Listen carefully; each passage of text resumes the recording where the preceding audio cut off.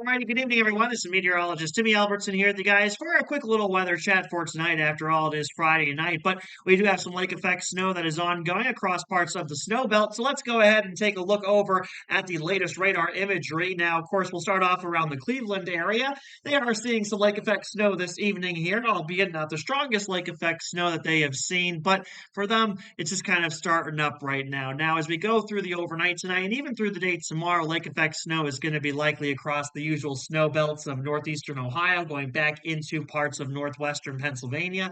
They have those winter storm warnings that are in effect. We also got a nice little lake effect snow band ongoing down around parts of Benton Harbor, Michigan right now.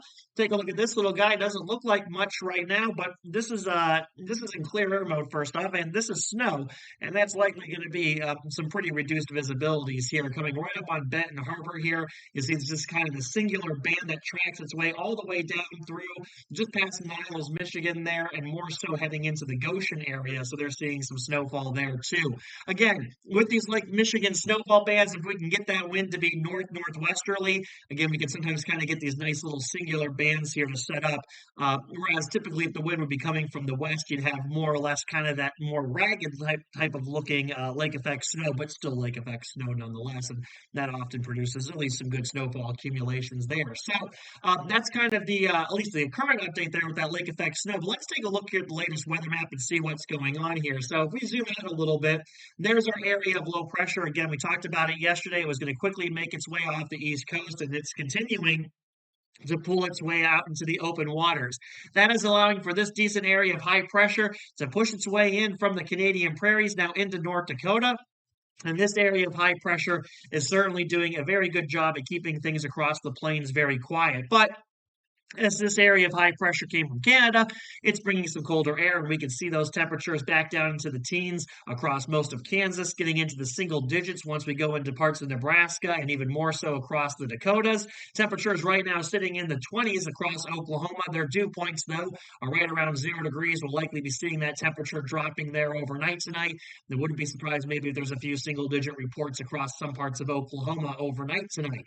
That being said, what's causing this lake effect snow is we have this little trough here of low pressure that kind of extends backwards. But now that we're seeing that high pressure kind of coming in, again, this is kind of creating a little bit, somewhat of a kind of a funnel effect, kind of funneling those winds down from the north. And that's why we're seeing that wind direction here, more or less kind of almost coming straight out of the northwest. Now, the winds might become a little bit more northerly as we go through the overnight tonight. Again, producing that kind of decent lake effect snow across parts of northwestern Indiana.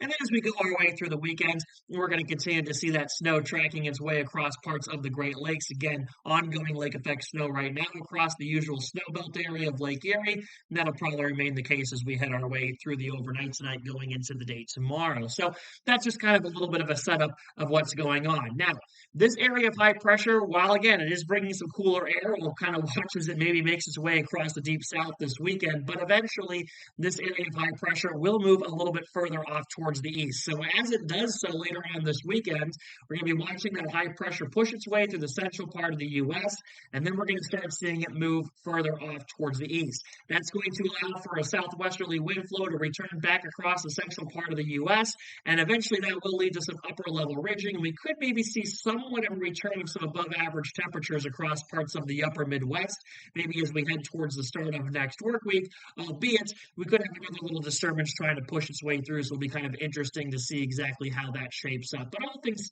considered here, you kind of get the idea. Now, you can see as this area of high pressure moves off towards the East Coast by Tuesday, we're going to start getting some moisture being funneled in here. Now, again, we won't go into the specifics of that right now, but certainly kind of at least some more activity. So we're not quite done yet, of course, naturally with some of that active weather, but for the next couple of days, the predominant thing is going to be the strong area of high pressure moving across the central part of the U.S., helping to produce that lake effect snow across the Great Lakes, and then eventually that high pressure will move right over the Ohio River Valley into parts of the Appalachians, and then off towards the East Coast, and then we'll probably see our quiet weather kind of transitioning to maybe some more active weather as we head towards the start of the work week. So again, let's take a look here once again at the radar. Again, that lake effect snowband continuing across parts of Benton Harbor, going down to Goshen. And then there's also those lake effect snow showers going on across the usual snow belt areas of northeastern Ohio, going back up into parts of northwestern Pennsylvania. Again, this will probably last not only through tonight, but probably through most of the day tomorrow, and maybe into parts of tomorrow night. Though with the way the winds might shift a little bit, as we could see this activity kind of moving more towards northwestern Pennsylvania for the latter half of this event. With that in mind, everybody, I told you it was going to be a quick weather chat. Might be the quickest weather chat we've ever had here. So, with that in mind, I hope you all have a good rest of your weekend. And we'll see you back here on Monday during the evening. Until then, keep enjoying that weather.